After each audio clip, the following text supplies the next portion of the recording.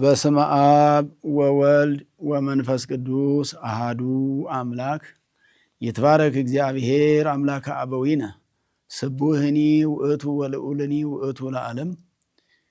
የተወደዳችሁና የተከበራችሁ የእግዚአብሔር ቤተሰቦች፣ አባቶች፣ እናቶች፣ ወንድሞች፣ እህቶች እንዲሁም ሕፃናት ሁላችሁም የእግዚአብሔር ቤተሰቦች በሙሉ በእግዚአብሔር ስም እንደምን ሰነበታችሁ? እንደምን ከረማችሁ?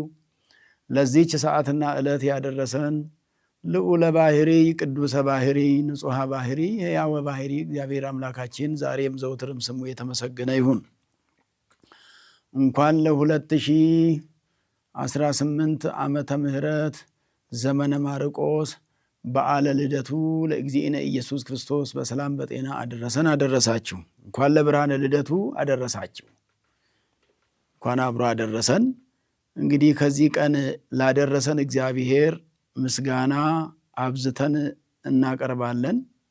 ከምስጋና በላይ ሌላ የምናደርገውም የምንፈጥረውም ነገር ስለሌለና ከዚህም በላይ አቅም ስለሌለን እግዚአብሔርም ከዚህ በላይ ስለማይጠይቀን እግዚአብሔር ሰውን የፈጠረው እኛን የፈጠረን ስሙን እንድንቀድስ ክብሩን እንድንወርስ ነውና ስሙን መቀደስ የቻለ ሰው እግዚአብሔርን ማመስገን የቻለ ሰው መጨረሻው ጽድቅ ነው።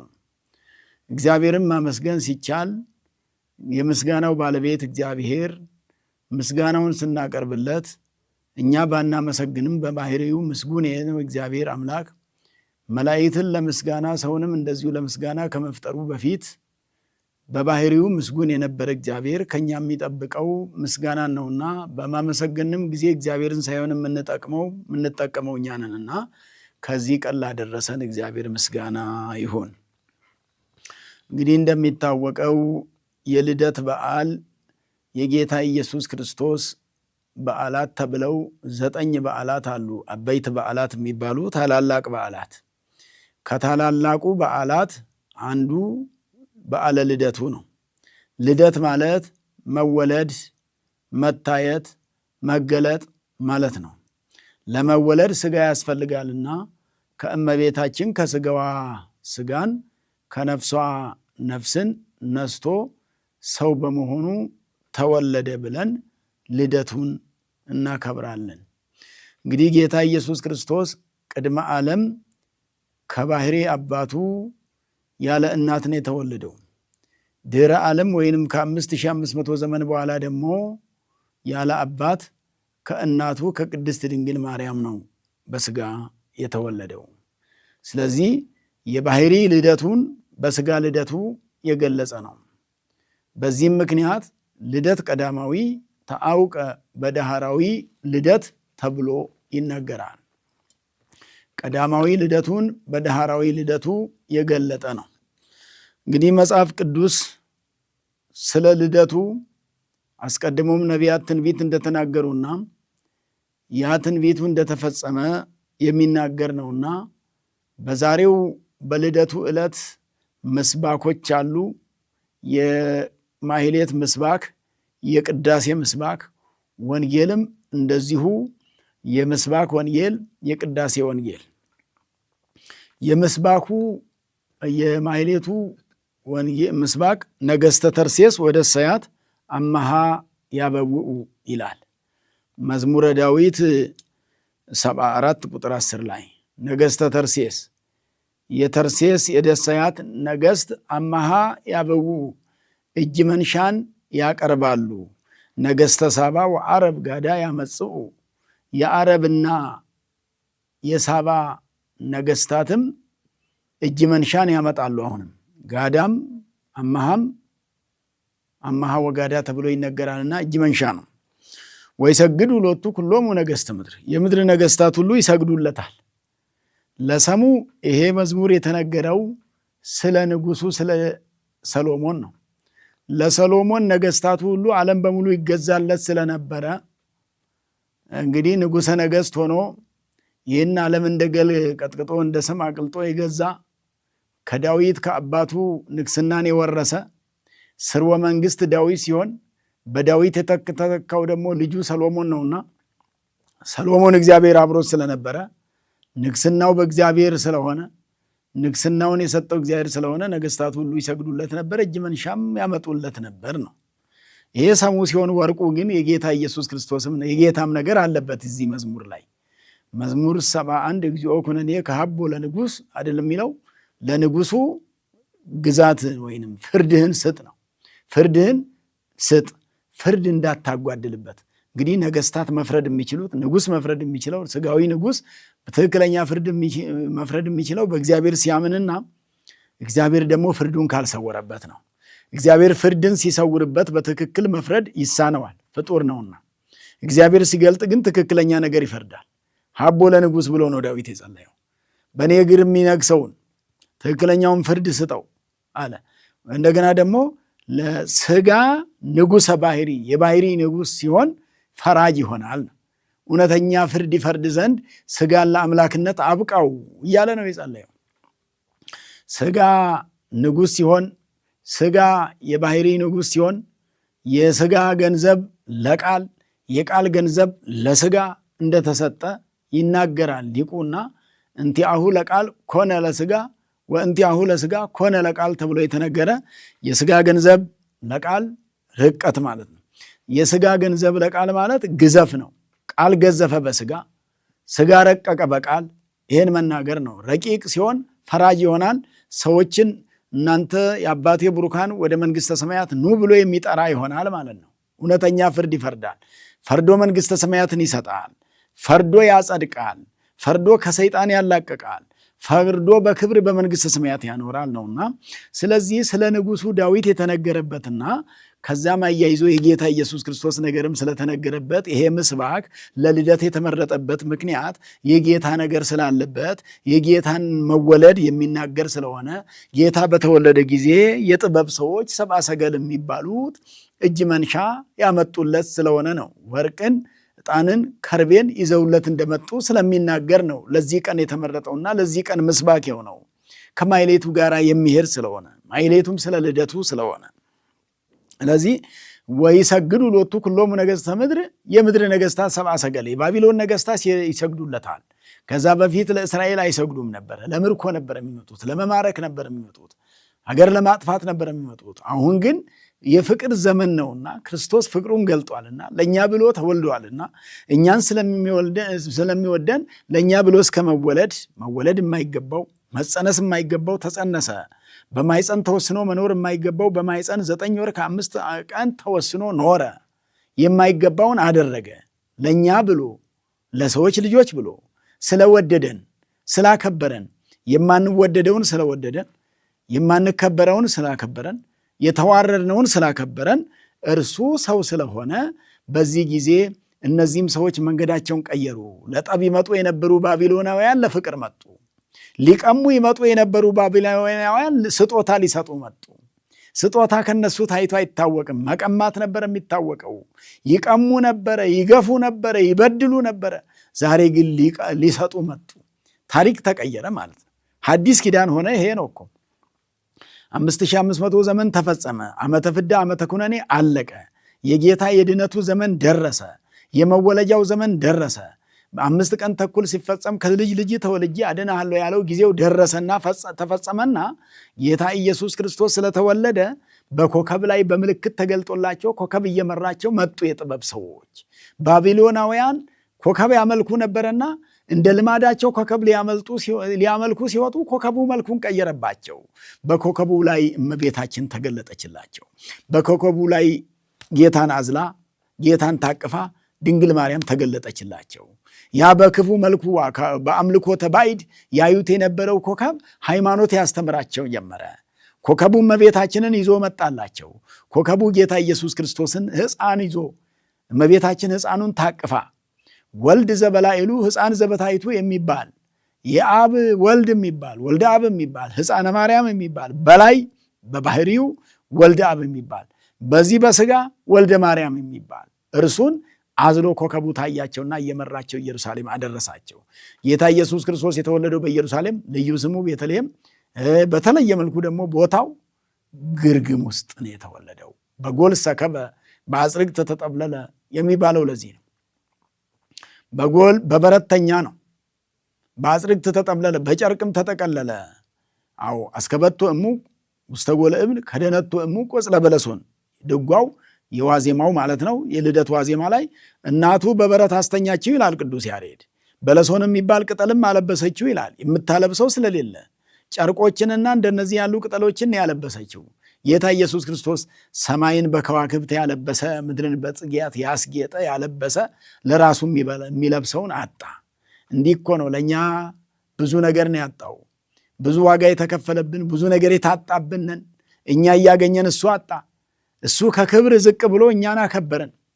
በበረት መተኛት የማይገባው በበረት ተተኛ። በተወለደ ጊዜ ተወልዶ የተገኘው በቤተ መንግስት አይደለም፣ በቤተ መቅደስም አይደለም፣ የተወለደው በበረት ነው። ስለዚህ ይሄ ምስባክ የሰብአ ሰገልን እጅ መንሻ ማምጣት ነው የሚያመለክተው። ወንጌሉም የማቴዎስ ወንጌል ምዕራፍ 1 ቁጥር 18 እስከ መጨረሻው ላይ ያለው ነው። ወለእግዚእነ ኢየሱስ ክርስቶስ ከመዝ ውእቱ ልደቱ ወሰወተ ፍጥረት እሙ ማርያም ለዮሴፍ ዘእንበለ ይትቃረቡ ተረክበት ጽንስተ እመንፈስ ቅዱስ። የጌታ ኢየሱስ ክርስቶስ ልደቱ እንዲህ ነበር አለ ቅዱስ ማቴዎስ ሲጽፍ። ለዮሴፍ በታጨች ጊዜ ለመገናኘት አይደለም፣ ለሰው ጠባይ አይደለም፣ ንጹሕ ሆኖ ይጠብቃት ዘንድ ነው ብሎ አባ ሕርያቆስ እንደተናገረው። አዎ ሳይቀራረቡ ተቃርቦ ብእሲ ወብእሲት አይነት ሳይቀራረቡ ተረክበት ጽንስተ መንፈስ ቅዱስ ከመንፈስ ቅዱስ በግብረ መንፈስ ቅዱስ ነው። በነው የሚሆነው በግብረ መንፈስ ቅዱስ ጸንሳ ተገኘች ነው የሚለው። በግብረ መንፈስ ቅዱስ በመንፈስ ቅዱስ ስራ። የመንፈስ ቅዱስ ስራ ረቂቅ ነውና ድንቅ ነውና በግብረ መንፈስ ቅዱስ ስለሆነ ዘርአ ብእሲ የወንድ ዘር አላስፈለገም። እመቤታችን ጌታችንን ስትጸንስ ረቂቅ ነው። ይሄ ትልቁ ዶግማ ትልቁ ርቀቱ ይሄ ነው። አምላክ ሰው አምላክ ሆነ የምንለው ይሄ ላይ ነው፣ እዚህ ላይ ነውና ስለዚህ የእሱ ልደት የሚናገር ነውና ነቢዩ ኢሳይያስም ድንግል በድንግልና ጸንሳ በድንግልና ወንድ ልጅን ትወልዳለች ብሎ ማኅተመ ድንግልናዋ ሳይለወጥ እንደምትወልደው በትንቢተ ኢሳይያስ ምዕራፍ 7 14 ላይ ምዕራፉ 7 ቁጥሩ 14 ላይ ይሄ በሕቱም ድንግልና ጸንሳ በሕቱም ድንግልና እሱን አምላክን እንደምትወልድ ነቢዩ ኢሳይያስ ተገልጾለት ተናገረ። ታላቁ ነቢይ እግዚአብሔር ምንም ያልሰወረበት መጽሐፍ ቅዱሱም ሰፊ ነው። ትንቢቱ የኢሳይያስ ወደ 66 ምናምን ምዕራፎች ያሉት ነው።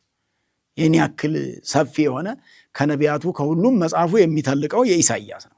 በዚህ ላይ ደግሞ አዲስ ኪዳን በደንብ የተገለጠለት ምንም ያልተሰወረበት እንደው እዚህ ድረስ ደርሶ እመቤታችን እንዴት እንደምትጸንሰው በድንግልና እንደምትጸንሰው በድንግልና እንደምትወልደው የተገለጠለት ይህ ትልቅ ምስጢር የእመቤታችንም ድንግልና የተገለጠበት የእመቤታችንም ክብር የተገለጠለት የእመቤታችንም ዘላለማዊ ድንግልና ከዚህ ምድር ላይ ወደ እግዚአብሔር እስከምትሄድ ድረስ በድንግልና እንደምትኖር ከዚያም በኋላ ድንግል ሆና የምትኖር መጨረሻ የሌለው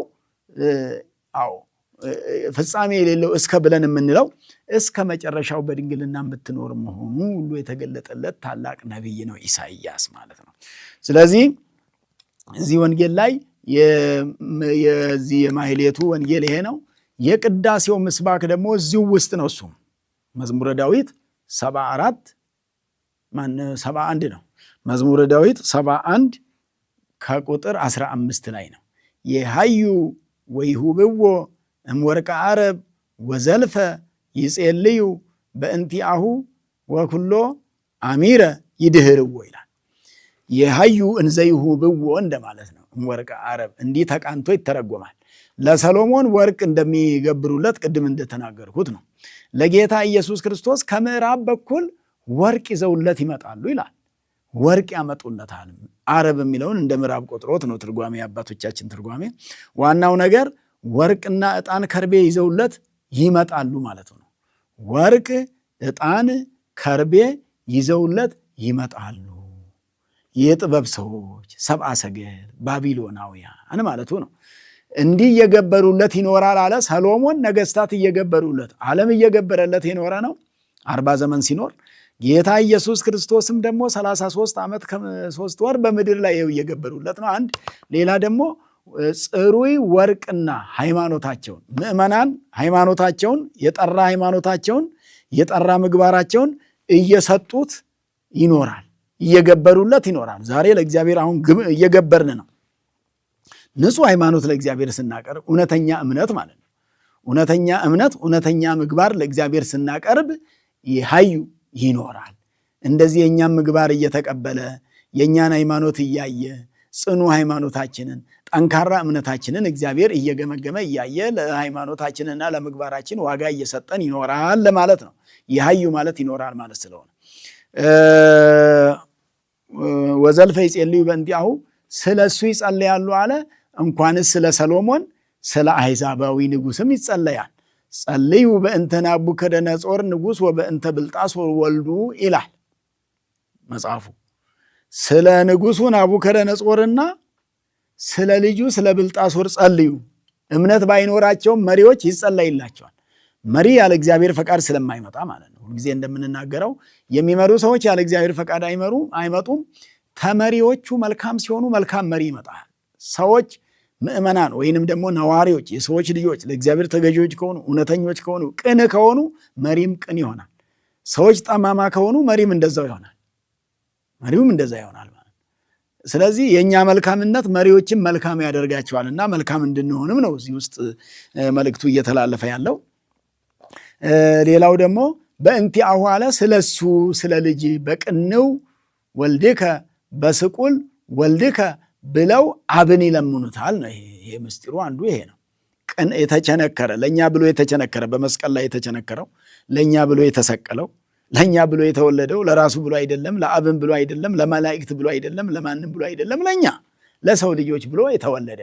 ስለዚህ በሱ በእንቲአሁ ስለሱ ይጼልዩ በእንቲአሁ ወዘልፈ ይጼልዩ በእንቲአሁ ስለ አንተ ዘወትር ስለሱ ዘወትር ወደ አንተ ይጸልያሉ። በልጅ ማረን በተሰቀለው ልጅ ማረን እያሉ የልጅን ስቅለት አስብ፣ ለእኛ ብሎ መሰቀሉ አብን ነው እንዲህ የሚሉት። ለእኛ ብሎ መቸንከሩን አስብ ብለው ወደ እሱ ይለምናሉ። ስለዚህ ምሕረት አድርጉልን፣ አብ ወልድ መንፈስ ቅዱስ ምሕረት አድርጉልን ነው። በመማር አብም ወልድም መንፈስ ቅዱስም ምሕረት የሚሰጡ እኩል ናቸው፣ ሩያን ናቸው፣ አይበላለጡም፣ አይተናነሱም። ወልድ ከአብ ከመንፈስ ቅዱስ አያንስም አይበልጥም። አብም ከወልድ ከመንፈስ ቅዱስ አይበልጥም፣ በአባ ሕርያቆስ ድርሰት እንደተነገረው ሁሉ ማለት ነው። ስለዚህ ስለተቸነከረውና ስለተሰቀለው ልጅ ብለህ የሚለምኑበት ጊዜ ይመጣል ማለት ነው። አዲስ ኪዳን ማለት ምሕረት ያገኘንበትና እሱ በመቸንከሩ እሱ በመሰቀሉ ድነት ያገኘንን ለዚህ ያበቃን እግዚአብሔር የተመሰገነ ይሁን። በስቅለት ቀን በስብራት ይነገራል። ይሄ በልደቱ ትርጓሜውን ወደዛ ይሄደው። ወንጌሉም የሉቃስ ወንጌል ምዕራፍ 2 ከቁጥር 1 እስከ 21 ድረስ ነው። እንግዲህ እዚህ ወንጌል ላይ ደግሞ ስለ እረኞቹ ነው የሚናገረው። ምስባኩ የሃዩ ብወም ወርቅ ዓረብ ምዕራፍ ወርቅ ዓረብ ምዕራፍ 71 ከቁጥር 15 ላይ ነው የቅዳሴውም ያለው። የምስባኩ የቅኔ ማይሌቱ ከቁጥር 10 ላይ ስለሆነ ማለት ነው። 5 ቁጥር ነው በመካከል ልዩነት ያለው ማለት ነው። ስለ ጌታ ኢየሱስ ክርስቶስ የተነገረ ነው ይሄም። ስለዚህ ሉቃስ ምዕራፍ 2 የሉቃስ ወንጌል ምዕራፍ 2 ከቁጥር 1 እስከ 21 ድረስ እረኞች ወወፃ ትእዛዝ ማፈ አውግስጦስ ቄሳር ከመ ይጻፍ ሁሉ ዓለሙ ሁሉ ይቆጠር ዘንድ ከአውግስጦስ ቄሳር ዘንድ ትእዛዝ ወጣ፣ ሰው ሁሉ እንዲቆጠር። ዮሴፍም ሊቆጠር ወጣ። ሊቆጠር ሲወጣ እመቤታችንንም አስከትሏት ሄደ። ትቻት ብሄድ በሌላ ይሉኛል፣ ይዣትም ብሄድ እያለ ሲጨነቅ ነበርና በኋላ ግን እግዚአብሔር ነው ይትፍራ ዮሴፍ ነሲኦታ ለማርያም ፍህርትከ እስመ ዘይትወለድ እምኔሃ መንፈስ ቅዱስ ውእቱ፣ ከእሷ የሚወለደው በገብረ መንፈስ ቅዱስ ነውና ዮሴፍ ወይ አትፍራ ብሎ አነሳስቶ የወሰደው መልአከ እግዚአብሔር ነው፣ መንፈስ እግዚአብሔር ነው።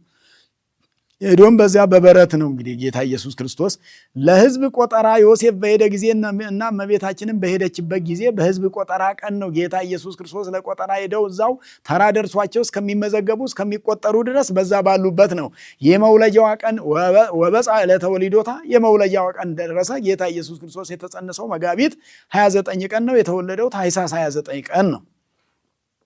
ስለዚህ በዛ ቦታ እያሉ ነው የመውለጃዋ ጊዜ ደረሰ። እመቤታችንም ሴቶችን የሚሰማቸው ሳይሰማት እሱንም ሕፃናትን የሚሰማቸው ሳይሰማው ነው የተወለደው የወለደችው። አያችሁ፣ እናቶች የሚሰማቸው ነገር አለ ልጅ ሲወልዱ፣ ያ ሳይሰማት ነው እመቤታችንን። ግዕዘ ሕፃናትን አላፋለሰም። እንደገና ደግሞ ባይራኪ አቀፍኪዮ ዚሴስ ለኩሉ ፍጥረት ይላል። ፍጥረቱን ሁሉ የሚመግበውን 22ቱን ስነ ፍጥረት በዝናብ አብቅሎ በፀሐይ አብስሎ የሚመግበውን በመሃል እጅሽ ታቀፍሽው አለ። እናቶች ልጆቻቸውን ምንድነው የሚያደርጉት? በክንዳቸው ይታቀፏቸዋል፣ ያበጃጇቸዋል። አዎ በእጃቸው ይታቀፏቸዋል፣ በክንዳቸው ይታቀፏቸዋል፣ በእጃቸው ያበጃጇቸዋል፣ አናት እንዳይወርዳቸው ነው። ጌታም ደግሞ ግዕዘ ሕፃናትን አላፋለሰምና ሀቀፍኪዮ ይላታል እመቤታችን። ታቀፍሽው ይላል። አቀፍሽው፣ አቅፈሽ ያዝሽው ነው።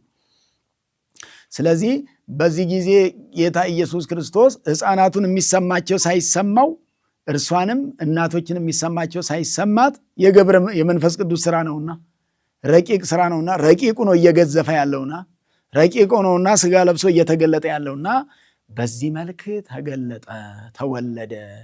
እንኳን ለልደቱ በዓል በሰላም ለብርሃነ ልደቱ በሰላም በጤና አደረሰን አደረሳቸው የምንባባለው ለዚህ ነውና በዓሉ የሰላም የጤና የበረከት የረድኤት እንዲሆንልን ነው የምንመኘው በዚህ ውስጥ። ስለዚህ ጌታችን መድኃኒታችን ኢየሱስ ክርስቶስ በተወለደ ጊዜ እንግዲህ መላእክት ከእረኞች ጋር፣ እረኞች ከመላእክት ጋር አመስግነዋል። በገነት ይከናወን የነበረ ምስጋና ለ7 ዓመታት አዳምና መላእክት አብረው አመስግነው ተቋርጦ የነበረ ምስጋና በቤተልሔም ቀጠለ። ከ5500 ዘመን በኋላ መጣ ምስጋናው እንደገና። ምክንያቱም የቸርነት ዘመን መጥቷልና፣ ዓመተ ምሕረት ነውና፣ የምስጋና ዘመን ነውና፣ የፍቅር ዘመን ነውና፣ የአንድነት ዘመን ነውና፣ የእርቅ ዘመን ነውና መላእክቱም ሲያመሰግኑ እንዲህ ነበር ሲሉ የነበረው ስብሐት ለእግዚአብሔር በሰማያት፣ በሰማያት ለእግዚአብሔር ምስጋና ይገባል። ወሰላም በምድር ስምረቱ ለሰብ፣ በምድርም ለሰው ልጅ ምስጋና፣ ፍቅር፣ ሰላም ተደረገ። ስምረቱ ለሰብ የሰው ግዕዛኑ ይፈጸም ዘንድ የሰው ፍቅር አገብሮት አምላክ ሰው ሆነ እያሉ ሰው አምላክ ሆነ እያሉ መላእክትና ሰዎች አብረው አመሰገኑ። ከመላእክት እየተቀበሉ ኖሎት እረኞች ያመሰግኑ ነበረ። ርእይዎ ኖሎት ማለት እረኞች አዩት። አይኮትዎ መላእክት፣ መላእክትም አመሰገኑት። አዎ ከእመቤታችን የተወለደውን አመሰግኑት መላእክትና እረኞች አብረው ሆነው። ምስጋና የባሕርዩ የሆነው እሱን አመሰግኑት። የምስጋና ቀን ደረሰ። የመለያየት ዘመን አለፈ። የአንድነትና የኅብረት የፍቅር የሰላም ጌታ ኢየሱስ ክርስቶስ ፍቅሩን የሰጠበት ዘመን ማለት ነው። ይሄ ዘመን ሐዲስ ኪዳን ማለት የእግዚአብሔር ፍቅር የተገለጠበት፣ እግዚአብሔር ፍቅሩን እስከ ሞት ድረስ ደርሶ ለእኛ ብሎ ተወልዶ የገለጸበት።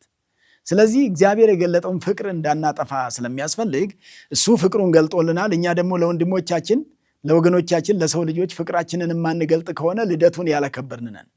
ልደቱን የሚያከብሩ ሰዎች ፍቅራቸውን ለሰው ልጅ ይገልጣሉ፣ ፍቅራቸውን ለእግዚአብሔር ይገልጣሉ። ፍቅራቸውን ሲገልጡ ለተራበ ያበላሉ፣ ለተጠማ ያጠጣሉ፣ ለተራቆተ ያለብሳሉ፣ የወደቀ ያነሳሉ፣ የራቀ ያቀርባሉ፣ የተጣላ ያስታርቃሉ፣ የተራራቀ ያቀራርባሉ። እንዲህ ያደርጋሉ ነው። ስለዚህ የተራራቁት የተቀራረቡበት አብረው ያመሰገኑበት ስለሆነ ሰው ሁሉ ፍቅር ያስፈልገዋል። ለሰው ሁሉ ፍቅር ይገባል። እግዚአብሔር የሰጠንን ፍቅር እኛ እያጣ ነው። እሱ በፍቅር ውስጥ እንድንኖር እየፈለገ ፍቅሩን ሰጥቶን፣ አንድነቱን ሰጥቶን፣ ሰላሙን ሰጥቶን ወሰላም በምድር ላይ ሰላም ተደረገ እኮ አለ። ያ የታጣው ሰላም መጣ። ሰይጣን አሳጥቶን የነበረው ሰላም በእግዚአብሔር ኢየሱስ ክርስቶስ ተገኘ። እሱ የሰጠንን ሰላም ደግሞ ዛሬ ሰላሙን አንዱን እየነሳው ይገኛል። እግዚአብሔር የሰጠንን ሰላም ልናጣው አይገባም። እግዚአብሔር የሰጠንን ሰላም በራሳችን ፍላጎት፣ በራሳችን ተግባር፣ በራሳችን ድርጊት፣ በራሳችን በጎ አለማሰብ ብዙ ነገር እያጣን እንገኛለንና ያጣናቸውም መልካም ነገሮች ሁሉ የምናገኝበት በዓል ያድርግልን እግዚአብሔር። ብዙ እያጣ ነው በራሳችን ፍላጎት። እግዚአብሔር ያሳጥቶን አይደለም፣ መላእክት ያሳጥተውንም አይደለም፣ ደጋጎች ያሳጥተውንም አይደለም። ራሳችን በምናመጣውና ሌሎች ደግሞ እንደኛ ደካሞች በሚያመጡት በዚያ ምክንያት የምናጣው ሰላም አለና ያንን ሰላም እግዚአብሔር ይስጠን። በቤተልሔም አንድ መንጋ ሆነው የተለያዩት በሰማይ ያሉትና በምድር ያሉት በጋራ በቤተልሔም ውስጥ ቤተልሔም እንደ ቤተ መቅደስ ያገለገለችበት ዕለት ነው። ቤተልሔም የመላእክት የምስጋና ቦታ፣ የሰዎችም የምስጋና ቦታ። እረኞቹ ከብቶቻቸውን ሲያግዱ በነበረበት ዘመን ነው። አንዱን መዓልት 12ቱን ሰዓት ሌሊቱንም ቢሆን ከ4 ቦታ ተካፍለው እረኞቹ ይጠብቁ ነበረ።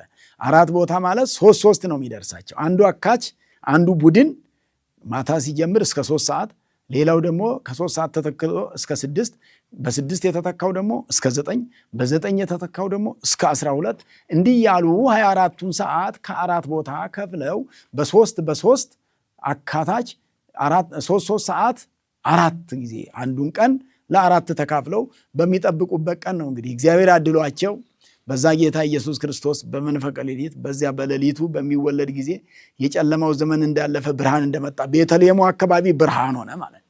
የተወለደበት ሰዓት ሌሊት ስለነበረ ብርሃኑ ሰፊ ነበረ። ይሄን ብርሃን ፈሩት እረኞቹ።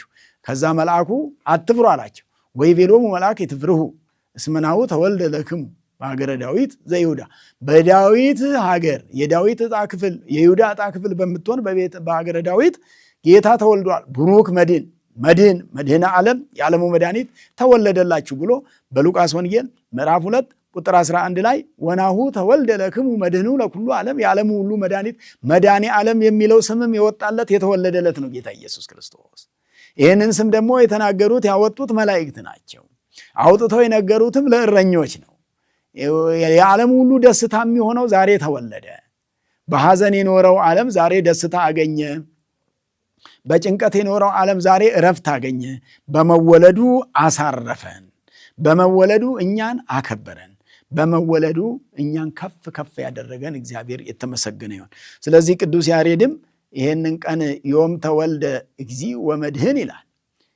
መድኃኒትና ጌታ ዛሬ ተወለደ። እግዚእ ማለት ጌታ ነው። መድህን ማለት መድኃኒት ማለት መድኃኒት ነው የተወለደ ይላል። ጌታ ነው የተወለደ ይላል። ከመወለዱም በፊት ጌታ የነበረው ነው ዛሬ የተወለደው። ከመወለዱም በፊት አዳኝ የነበረ ነው ዛሬ የተወለደው ሊያድን። እንግዲህ ከተወለደ በኋላ አይደለም ንጉሥ ነው። ከመወለዱ በፊትም ንጉሥ ነው። እንደውም ዝቅን ያለው ሲወለድ ከመወለዱ በፊት አምላክ ነው። ከመወለዱ በፊት ንጉሥ ነው። ከመወለዱ በፊት ጌታ ነው። ከመወለዱ በፊት ዘላለማዊ ነው።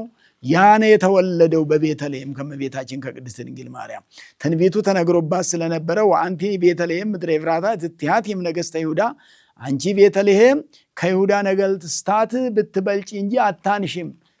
አንድም የይሁዳ ነገሥታት ከነገሱባቸው አይጉር ብትበልጪ እንጂ አንቺ አታንሽም።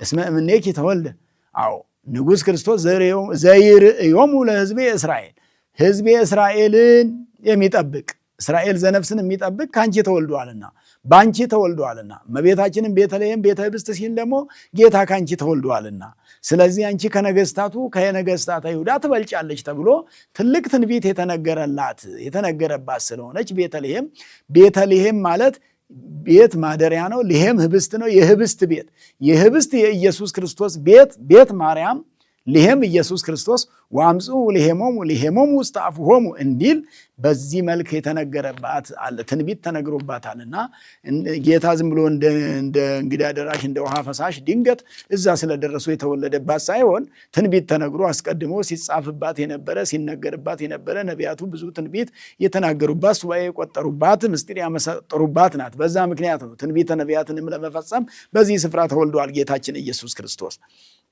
ስለዚህ ልደቱ ማለት ተወለደ ብሎ ተወልደ ኢየሱስ ተወለደ። አያችሁ፣ ነቢያቱ ይወለዳል ያሉትን ቅዱስ ያሬድ ተወልደ ኢየሱስ አለ። ሐዋርያትም ተወልደን ያሉ።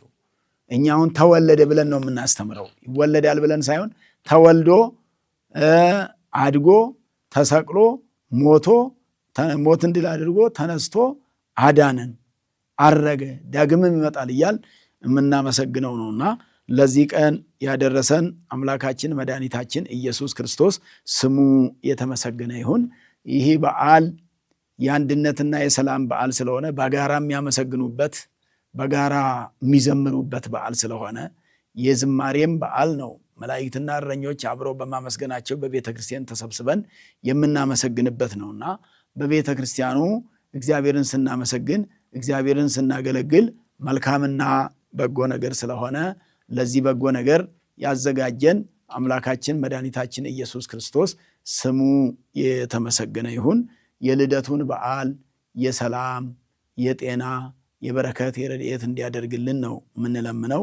ሀገራችን ኢትዮጵያ ይህንን ልደት ስታከብር እንግዲህ ያላቸው ለሌላቸው እያካፈሉ እንደዚሁም ያላቸው ሳይመጻደቁ አለን ብለው ባላቸው ገንዘብና ባላቸው ሀብት ባላቸው በሚዘጋጅ በሚበላ ነገር ሳይመጻደቁ የሌላቸውም ሳይሸማቀቁ ያላቸው ሳይመጻደቁ አለን እኛ ሰጪዎች ብለው ሳይመጻደቁ ነው። የሌላቸው ደግሞ ሳይሸማቀቁ ነው። እኛ ከሰው እጅ ብቻ እየተቀበልን ሳይሉ። በእርግጥ መስራት ይገባል። ሁልጊዜ መቀበል ሳይሆን አቅም ያላቸው መስራት የሚችሉ ስራ ፈጥረው መስራት፣ ራስን መርዳት ቢቻል ሌላውንም መርዳት ይገባልና ለሌላው መሆን እንኳ ቢያቅት ግን ቢያንስ ለራስ መሆን ተገቢ ስለሆነ ሰርቶ መብላት ይገባል። ምናልባት አቅመ ደካሞችን ስራ የሌላቸውም ወደ ስራ እስከሚገቡ ስራ ጋር እስከሚያያዙ ድረስ ማርገዝ፣ ወደ ስራ ማስገባት፣ ማሰራት አግባብነት አለው። አቅም ያላቸውን ጉልበት ያላቸውን ሰዎች ዝም ብሎ እየቀለቡ ማስቀመጥ አይገባም። እንዲሰሩ እንደውም ከስራ ጋር ማገናኘት ነው። ከመመጽወት ይልቅ እነሱን ከስራ ጋር ማገናኘት ነው የተሻለ የሚሆነውና በዚህ መልክ መሄድ እንድንችል እግዚአብሔር አምላካችን ሁላችንንም ይርዳን። እንግዲህ በዓሉ መንፈሳዊ በዓል ነው። መንፈሳዊነቱን ሳንረዳ ስጋዊ ብቻ እንዳናደርገውም ያስፈልጋል። መንፈሳዊ ማለት በዋዜማው ዋዜማ የሚቆምበት፣ ሌሊት ማይሌት የሚቆምበት፣ ቅዳሴ የሚቀደስበት፣ ትምህርተ ወንጌል የሚሰጥበት፣ ሃይማኖታዊ ስራ የሚሰራበት፣ መንፈሳዊ ስራ የሚሰራበት፣ እኛም መንፈሳውያን ሊያደርገን የተወለደ ከስጋዊነት ወደ መንፈሳዊነት ሊያሸጋግረን የመጣ የስጋ ሐሳብ ብቻ እንዳናስብ ሊያደርገን የመጣ ነአምን ልደቶ ለክርስቶስ የክርስቶስን ልደት እናምናለን ስንል መወለዱን ማመን ያስፈልጋል። የተወለደው ለኛ ብሎ ነው ብሎ ማመን ያስፈልጋል። እንደተወለደልን ካመን በኋላ ግን ይሄ በስጋ የሚበላው የሚጠጣው የምንደሰትበት ሁለተኛ ስለሆነ አንደኛውን ሁለተኛ አድርገን ሁለተኛውን አንደኛ እንዳናደርግ ያስፈልጋልና አንደኛው መንፈሳዊነት የበዓሉ መንፈሳዊነት አንደኛው ጉዳይ ነው። የበዓሉ ደግሞ በስጋ የምንበላው የምንጠጣበት የምንደሰትበት ነገር መገኘቱ ደግሞ ሁለተኛው ጉዳይ ነውና አንደኛውን ነገር ካስተካከልን በኋላ ሁለተኛውን ነገር ደግሞ አስከትለን የመጀመሪያው አንደኛውን ነገር መንፈሳዊነቱን መንፈሳዊ ይዘቱን ካወቅን በኋላ በስጋ ደግሞ የምንደሰትበትና መቼም ቤት ያፈራውን ነገር ሳይጨነቁ ሳይጠበቡ ቤት ያፈራውን ነገር እግዚአብሔር የሰጠንን ነገር በዝናብ አብቅሎ በፀሐይ አብስሎ የሰጠንን ነገር ደግሞ እንድንጠቀምበት ያስፈልጋልና እንስሳቱንም ግዛ፣ ንዳ፣ ብላ፣ እረድ፣ ብላ ተብሎ ለአዳም የተሰጡ ናቸውና አግባብ ባለው ስርዓት ባለው የሰው ልጅ መገልገያ ናቸውና በዛ አግባብ መጠቀሙ እግዚአብሔርን እያመሰገኑ በማዕዱም ላይ እግዚአብሔርን ሳይረሱ እንስሳቱን የፈጠራቸውን እግዚአብሔርን ሳይረሱ እነዚህ ለሰው እንዲገዙ ያደረጋቸውን እግዚአብሔርን ሳይረሱ ደማዊት ነፍሳቸው ለዚህ ብቻ የተፈጠረች ሌላ የሌለባት መሆኑን አስቦ በዚህ አግባብ መጓዝ ስለሚገባ ይህንንም ለማሳሰብ ነው። እግዚአብሔር አምላካችን በዓላችንን የሰላም ያደርግልን። እንግዲህ የበዓሉን መርሃ ግብር በዚህ በንጉሥ ትዩብ በንጉሥ ሚዲያ የምትከታተሉ ወገኖቻችን፣ ቤተሰቦቻችን በእውነቱ ሚዲያውን እየተከታተላችሁ እያሳደጋችሁት እንደሆነ እኛም እያየን እየተደሰትንበት ነውና ዋናው ነገር እኛ እንድንማማርበት ነው። እንደዚሁ በዓል ሲደርስ የሰንበታቱን መዝሙሩን፣ ምስባኩን፣ ወንጌሉን እንደዚህ ደግሞ አብይ በዓል ሲመጣ የበዓሉን ትምህርት በዚህ ስንገልጥ ለመማማር ይረዳል ለማለት ነውና ይሄን ደግሞ ወደ እናንተ እንዲደርስ የሚያደርጉ በጎ ልጆች፣ መልካም እረኛ ተብሎ እንደምንማረው ያላቸው ሙያ ለዚህ ሚዲያ ሰጥተው ይሄን ሚዲያ እያገዙ እየቀረጹ ኤዲት እያደረጉ ወደ እናንተ እንዲተላለፍ የሚያደርጉ ወንድሞቻችን ልጆቻችን አሉ። እነሱንም እግዚአብሔር ይጠብቅልን ብላችሁ እናንተም እንድትጸልዩ እኛም እንጸልያለን ለማለት ነው። እንግዲህ ከዚሁም ጋር ተያይዞ ደግሞ ንጉሥ ቲክቶክ ላይ ንጉሥ ብሎ ነው የሚገኘው። እዛም ላይ ታገኙታላችሁ። በአጫጭር መልእክት ደግሞ ቲክቶክ ላይ ንጉሥ የሚለው ንጉሥ ማለት ፊደሉ ሲጻፍ እንደዚሁ እንደ ቲዩቡ ላይ ንጉሱ ካልተጻፈ የንጉሱ ስ ካልሆነ አይመጣምና በእሳቱ ሳይሆን የሚጻፈው በንጉሱ ነው የሚጻፈውና ንጉሥ የተባለበት ምክንያት ደግሞ ሚዲያው ቲክቶክ ላይ አብራርተናል በባለፈው። ንጉሥ እግዚአብሔር ነው። ንጉሳችን እግዚአብሔር ነው። ከዓለም በፊት ንጉሥ የነበረ በመዝሙረ ዳዊት መዝሙር 73 ቁጥር 12 ላይ እግዚአብሔር ንጉሥ ውእቱ እምቅድመ ዓለም፣ እግዚአብሔር ከዓለም በፊት ንጉሥ ነበር፣ አሁንም ንጉሥ ነው፣ ወደፊትም ዓለምን አሳልፈው ንጉሥ ሆኖ ይኖራልና የንጉሥ የኢየሱስ ክርስቶስን ክብር የምንገልጥበት፣ ስለ ንጉሥ እግዚአብሔር የምናስተምርበት፣ ስለ ንጉሥ እግዚአብሔር የምንመሰክርበት፣ ንጉሥ እግዚአብሔርን የምናመልክበት፣ ንጉሥ እግዚአብሔርን ብቻ የምንገልጥበት፣ ሌላ የማይቀላቀልበት ሚዲያ ነው ለማለት ንጉሥ ተብሏልና እና ቲዩቡ ላይ ወይንም ደግሞ እዚህ ቲዩብ ሚዲያ ላይ ንጉስ እንደሚለው ቲክቶኩም ላይ ንጉስ ብሎ ነው የሚገኘውና በዚህ እንድትከታተሉና እንድትማሩበት ለማድረግ ነው። ለብርሃነ ልደቱ ያደረሰን አምላካችን ስሙ የተመሰገነ ይሁን። የ2018 ዓመተ ምህረት በዘመነ ማርቆስ ነው እንግዲህ ሮብ ቀን ነው ዘንድሮ ደግሞ የዋለው ልደቱ። ሮብ በመዋሉ ይበላል። ልደትና ጥምቀት ሮብና አርብ ሲውሉ ይሻራል። ይሄ በፍትሐ ነገሥትም የተቀመጠ ነው። ሰለስቱ ምዕትም በሃይማኖተ አበው ያስቀመጡት ነው። ጾመ ድነት የሚባለውንም ሰለስቱ ምዕት ናቸው ያመጡት። ሰለስቱ ምዕት ሲያመጡ ግን ከነማብራሪያው ነውና የጌታ በዓል ስለሆነ ልደቱና ጥምቀቱ በዋዜማው በይበልጥ የጥምቀቱ በዋዜማው ለምሳሌ ሮብ ቢውል ማክሰኞ ተጾሞ ሮብ ይበላል። አርብ ቢውል ሐሙስ ተጾሞ አርብ ይበላል። አሁን ደግሞ ይሄ ገናው ሙሉም በጾም ስለከረምን አክፍሎት የሚባለው ወይንም ደግሞ ጋድ የሚባለው ማክፈላችን እናከፍላለን ማለት ነው።